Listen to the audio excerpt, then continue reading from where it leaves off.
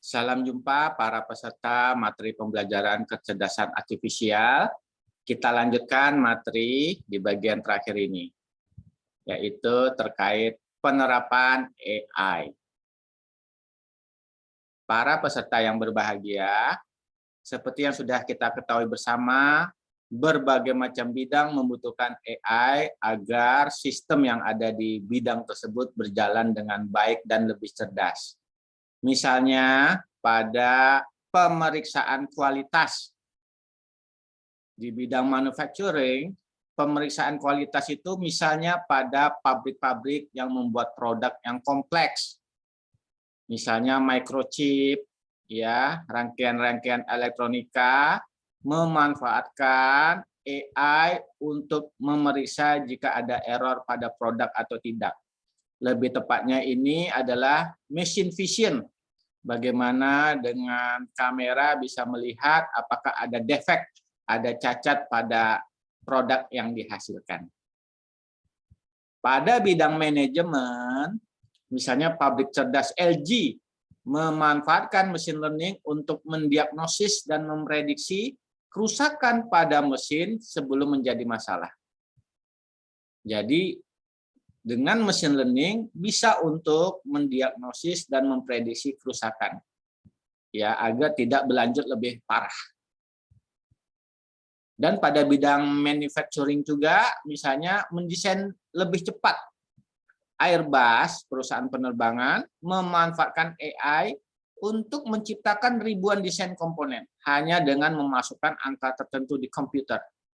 Ya, generatif desain model, ya, AI-nya ini memungkinkan Airbus mengurangi waktu para desainer Autodesk dalam menguji desain baru. Luar biasa ya. Ini pada bidang manufacturing. Pada bidang ekonomi, misalnya untuk prediksi nilai saham, merupakan salah satu kemampuan AI di bidang keuangan menggunakan metode deep learning. Di sini lebih tepatnya long short term memory (LSTM). Di sini riset saya bagaimana dari data pelatihan yang ada, training data, bisa untuk memprediksi pergerakan harga saham. Ya, data science approach to stock price forecasting in Indonesia during COVID-19. Ya, bisa dilihat papernya. Lihat di sini bahwa dari data pelatihan yang ada, training, testing, kita tes mendekati dengan data aktualnya. Pada bidang pendidikan juga, misalnya dengan fuzzy logic, memberikan tips sesuai dengan kualitas masakan dan pelayanan rumah sakit, misalnya. Atau pada restoran, atau pada pendidikan, misalnya untuk memberikan masukan kepada dosen pengajar, kualitas pengajarannya, keseriusannya, kemampuan memotivasi. Nah, itu bisa dilihat ya menggunakan fuzzy logic. Ya, ini contoh bagaimana yang konsep dasar fuzzy logic pada demo pelayanan makanan dan rasa yang enak pada makanan itu akan memberikan tips yang sesuai. Jadi kalau pelayanannya bagus, makanannya enak, maka tipsnya tentu lebih besar. Ya, nah kita riset self diagnostic using fuzzy logic for teaching learning quality improvement in university. Jadi feedback dari mahasiswa itu untuk memberikan masukan bagi dosen. Ya. Implementasi pada autonomous car misalnya. Bagaimana ada board embedded system bernama Jetson Nano ini saat ini ramai digunakan sebagai komputer utama untuk image processing sehingga bisa mendeteksi jalanan, mendeteksi halangan orang, ya, sehingga sistem mobil otonom ini bisa berjalan secara otomatis. Ya, kalau ini sistemnya sudah bisa, tentu bisa diterapkan pada mobil yang sebenarnya. Ya, pada IoT ini penting sekali bagaimana pengambilan keputusan untuk kapan menyiram, ya kan, kapan memanen itu bisa dipadukan dengan data GPS, satelit, data pertanian yang lalu sehingga produksi perkebunan bisa meningkat. Nah, IoT di sini berfungsi untuk mengukur kadar kelembaban tanah, ya suhu, ya NPK tanah, sehingga didapatkan hasil pengambilan keputusan yang optimal. Ya, boardnya untuk belajar pengembangannya bisa pakai Raspberry Pi, WMOS Dewan yang berbasis Arduino dan sebagainya. Tolong Anda mencoba WMOS Dewan maupun Arduino ini untuk bisa mengembangkan aplikasi AI ya pada IoT. Lalu juga ada Blink. Blink itu untuk aplikasinya yang berjalan di smartphone. Jadi kalau kita mau mantau IoT kita, tanaman kita, perkebunan kita, suhu di tanaman kita, tentu data akan dikirim atau bisa kita kendalikan juga melalui smartphone kita. Kita bisa lihat suhunya seperti apa. Ya. Nah, di sini misalnya kendali menggunakan Blink. Ini adalah contoh kode Arduino-nya istilahnya, karena kita menggunakan WMOS Dewan. Bagaimana dia harus koneksi ke Wi-Fi, lalu device-nya tersebut bisa diakses melalui IP address. Begitu ya. Pada bidang robotika, AI sangat penting sekali karena bagaimana untuk tracking objek, ya, bagaimana senjata bisa mengukur arah yang sesuai, ya, atau kalau berbasiskan kamera, bagaimana bisa tracking kalau ada halangan dengan baik, ya.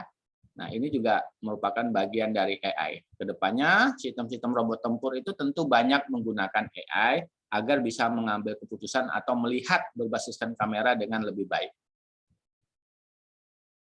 Pada robot humanoid, misalnya kita mengembangkan BMax, robot BMax misalnya yang bisa bertanya, ditanya, ya, dan bisa bernyanyi.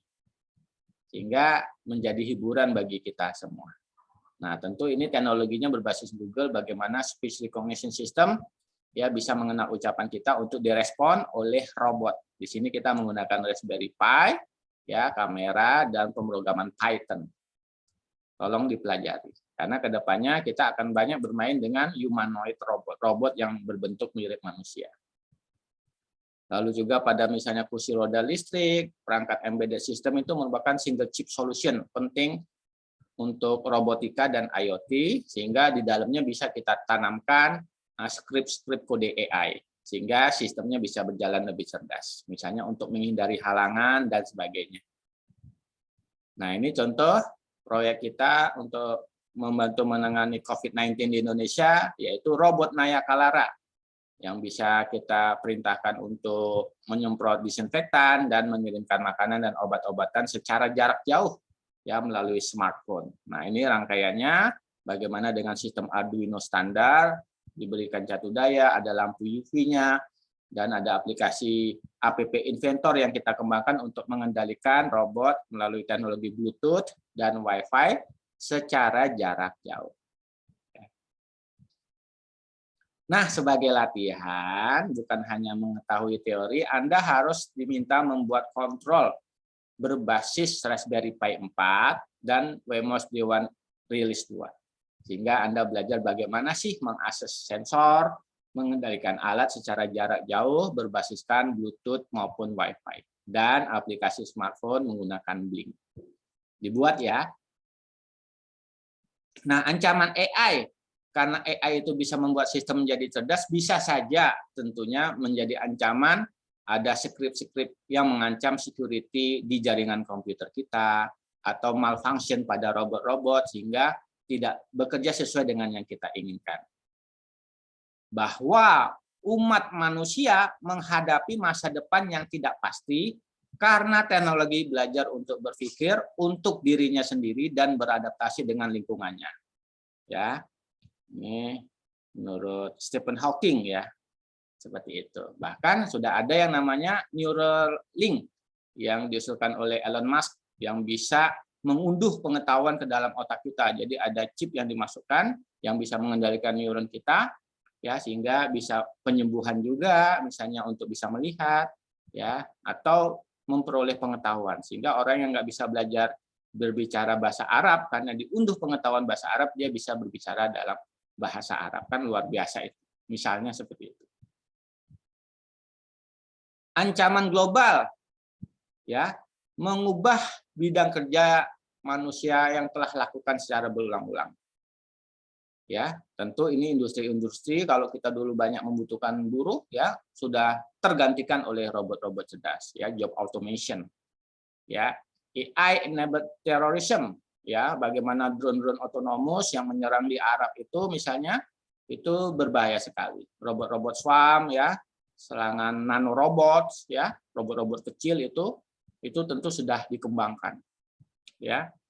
Manipulasi sosial misalnya seperti medsos, video yang mana di-generate dari gambar misalnya, sehingga membuat kekacauan politik misalnya. Besar sekali ancamannya. Untuk pemilu misalnya.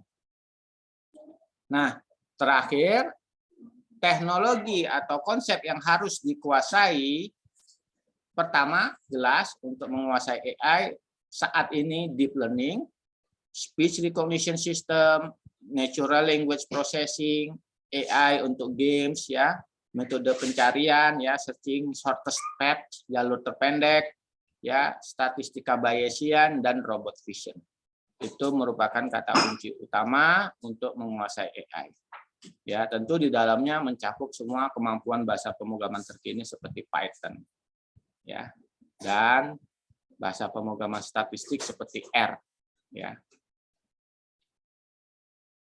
Nah, sebagai tugas akhir, agar memperdalam penguasaan dasar AI, Anda harus membuat program perceptron dan backpropagation menggunakan bahasa Python. Ini neural network ya. Anda juga harus mampu membuat program deep learning untuk face recognition system menggunakan TensorFlow.